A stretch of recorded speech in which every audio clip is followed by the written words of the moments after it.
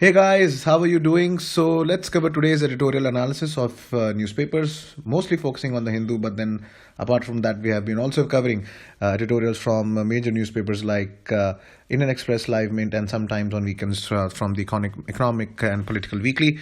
So today is 24th of January. It will be presented to you by me, Dipanshu Singh. You can read more about me on this slide. You can also follow me in Academy on this link to get updates on my courses and on my videos. Do rate, review, and recommend these videos and the course. So the agenda for today is these many articles we have to cover in today's lesson, and I have clubbed two similar articles, one from the Live Mint and the other from the Hindu on the globalization and Xi Jinping's Davos speech. So these two articles have been clubbed, and rest of them will cover separately. So for today's answer writing practice, this is a question regarding the ISRO and space advancement of India, and here is a link through which you can click and access the Unacademy's Discuss page. So once you click here, you will get a page like this and different courses under the Unacademy Discuss page. So do answer your questions at this page. So, and also an interesting article on art and culture in today's Hindu. So if you have time, you can go through it. There can be some possibility of some question from this article as well. So the first article talks about the price of the fiscal folly. So this talks about two existing issues before the presentation of budget. One is regarding the borrowing and the expenditure of the government, and the other is on the idea that was flouted was on the providing universal basic income to every individual in the country. So these two questions are the important ones, which are which are forcing the economist on how the economy will move forward, and what is basically is going to be the approach of finance minister and the government regarding these issues. So before that, RBI governor said that the government should actually resist from borrowing because this kind of preempts and blocks the resources for future generation. This is the similar phenomena that we call as crowding out of funds. So we'll look into this issue, that whether this assertion is valid or not.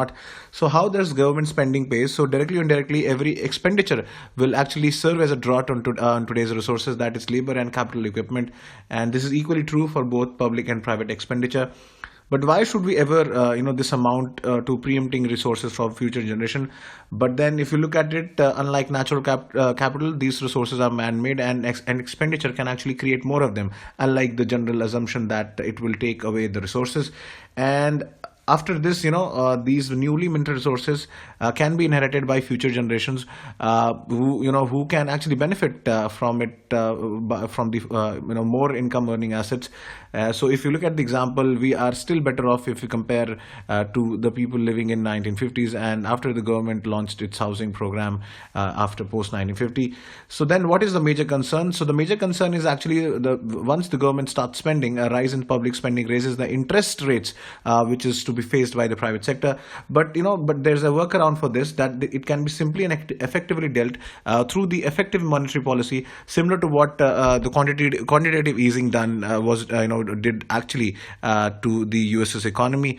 And further, unlike the general apprehension, rather than crowding out, it can actually lead to crowding in, whereby the demand generated by the government spending expands the market for private investors and raises the level of economic activity today and even in the future. So therefore, this assertion is not at all valid, that it would crowd out private investment is actually based on a refusal to accept accommodating monetary policy as valid, and the assumption that the economy is at full employment.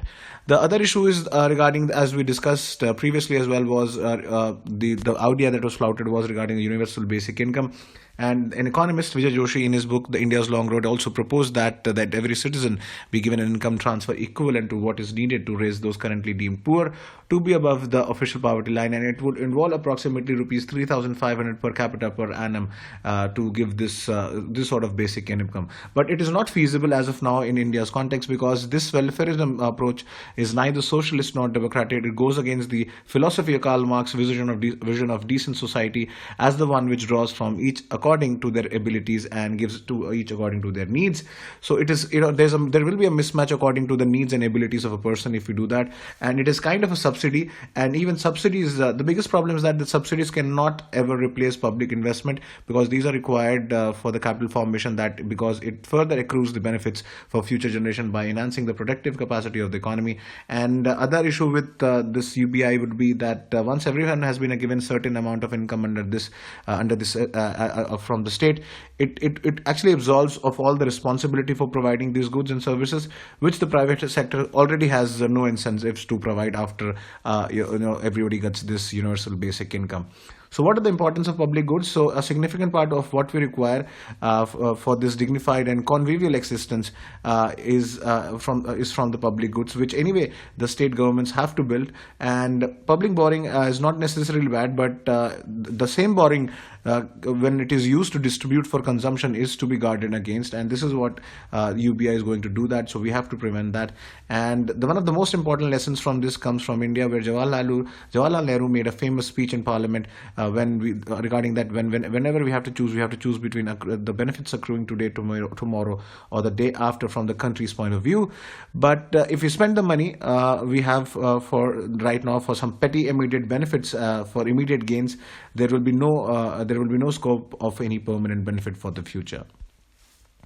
Now, the next article is regarding the India's relations with the West, and as you know that the Crown Prince of Abu Dhabi, Sheikh Mohammed bin Zayed Al Nahyan, will be the chief guest in this year's Republic Day, and he will be the only third leader in the 70 years from the Middle East to grace this occasion. And since the proclamation of India's Look East policy, India has invited many Asian leaders to the Republic Day celebration. None of them but very few actually were from the Middle East, and India had hosted only two leaders before, President of Iran and the King of Saudi Arabia in 2006. So what has been the level of engagement with the Middle East? There have been three phases. The first one, India emphasized on the anti-Western and anti-Israel solidarity with the Middle East that served two purposes of countering Pakistan, and the second was that it provided diplomatic capability to come with many issues and contradictions within these societies, like the difference between republican monarchies, the radical Islamist Shia and Sunni conflict, and possibility of a marked shift in the policies of New Delhi's and engagement with the Western and Middle East country will be marked once the visit of Crown Prince takes place, and there's also signal of signing of strategic partnership agreement. Now, later on, there was a dismantlement of this policy as India relied on self-reliance, and the strong economic links that were emerged in the 19th century were weakened because of the oil boom in the Gulf. Saw a lot of dependency on this region for the oil imports and also through the labor exports, and it also emphasized on non-alignment. India emphasized non-alignment and opposed the military alliance. Therefore, they discarded the Raj's policy of providing security to many regimes in the Gulf and the Greater Middle East. Now, the second phase started with normalizing of diplomatic relations with Israel, which was on a more pragmatic approach to the Middle East. So this phase saw military exchanges and security cooperation with the countries of region, thus moving away from the mercantile approach of previous one. But still there was no concrete and bold military partnership. And the third phase has been initiated by Prime Minister Modi, the Look West policy, by devoting much of its energy to Gulf states, and Saudi Arabia, UAE, Qatar, Iran, and these countries basically stand at the center stage of this phase.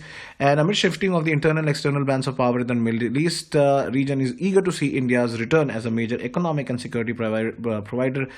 Given that declining economic interest of the USA in region, Donald Trump is not too focusing on the Middle East. This region actually wants an economic partner to continue pumping oil, and India can be that partner for them. And therefore, arrival of Crown Prince will mark a new era of cooperation between India and the Gulf countries. The next one is a clubbing of the two articles regarding China's stand on globalization and what are the views of President Xi Jinping on globalization. And this also talks about China, who is championing the cause of free trade. So if China has to become a free trade champion, it must first deal with the several challenges that is plaguing their own economy and our country. So there was a famous statement by President Xi Jinping that pursuing protectionism is just like locking oneself in a dark room. So wind and rain may be kept outside, but so are the light and air. So that protectionism can actually lead to more of a damage than protecting our industry and our indigenous capabilities. So basically, this statement was in the light that Donald Trump, the US may well turn inward and abandon its global economic leadership role, leaving a vacuum that Xi's China is actually likely to fulfill.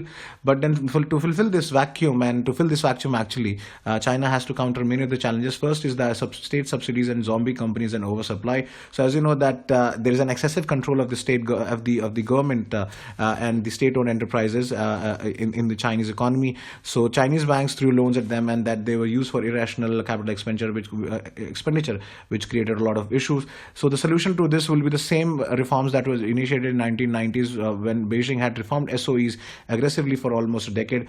But instead of shutting down or privatizing them, Beijing is actually taking a merger route instead. But the problem of oversupply and subsidies, still remains.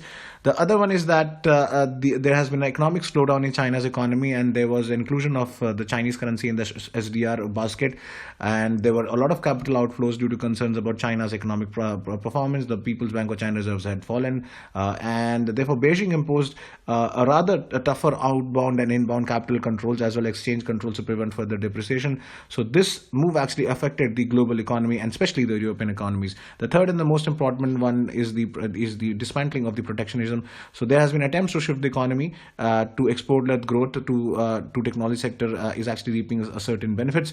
So even this sector is protected by China. If you look at that, certain companies like Baidu and Weibo are protected by regulations by the Chinese government, and they obviously create hurdles for global giants like Google and Facebook, who have pulled out of China.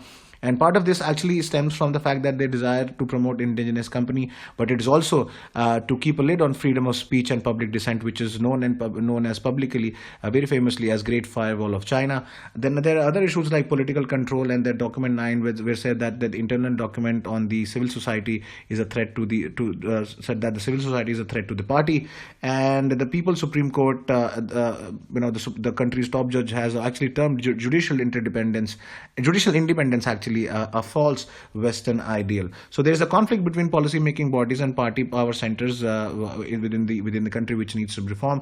And the biggest question and challenge for the entire world is China was supposed to have to put rest with its rise as a global economic power. So can globalization and free trade go hand in hand? And these are the views of Xi on a stand on globalization. He has actually fundamentally rejected the stance that seeks to lay the blame for the current challenges at the doorstep of globalization. So he's championing the cause of globalization, and he said that the current issues of mass migration have their roots actually in the recent wars and regional conflicts rather than in the economic globalization. So basically he blamed the Western power for creating these issues, and these are actually not at all false. And he also said that even though developing countries have also reaped most of the benefits of economic mobility, they had very lesser cases to deal with the difficulties of immigration. The other one is more of a philosophical article, but then talks about our democratic deficit. So we covered the news that Oxfam reported that 1% of the Indian owe wealth as 58% of the Indians. So there's a rising inequality in the global order. So Aristotle actually said about democracy that it is a rule by masses, and poor is equal to rich in one dimension, that is freedom to vote. But then always vote to make somebody or everybody equal on all dimensions. So therefore the confiscation of wealth and redistribution is a natural tendency, and in its response, rich would actually always plunge the system into chaos. So on the other hand, if you look at oligarchy, which is the rule of the rich, the problem is that since rich is always unequal on one dimension, they will always try to control the spheres of the state, and which actually can lead to revolts. So, but then there was a mechanism which was sought to bring about a balance between the rich and the poor. This was known as class warfare constitution. So this type of constitution basically thinks that society will always have a conflict between two group of classes and people. So these type of constitution basically devise a tiered system of representation which ensures the majority population had a say in governance. So these are examples of representation by guilds, class, community, and courts. And after the rise of the republican system, specific houses were created, much like the Lok Sabha and Rajya Sabha in India. So House of the Lords for rich and House of Commons for the poor. So in any case, one house can actually act on instruments of checks and balances for the other house. But it was actually the American Constitution that actually did away with the class warfare constitution and presented for the first time the middle class constitution, because this was possible because of the history of America as actually divided of any feudal or aristocratic class. And this well-functioning middle class constitution relies basically on the relative equality and income and accessibility to resources for improvement. And middle class constitution basically applies to India. And after these Oxfam report, it is proved that egalitarian system is eroded, and the need of the hour is to balance the interest of the rich and the poor in the government. And poor is not only unequal in income but also in the power indicators. Therefore, it is very important that we prevent this corrosion of efficacy and original promise of the middle class constitution that leads to the dignity of man. So this is it for today, guys. I hope you like the video. So till next video, I hope you have a good day. Thank you so much.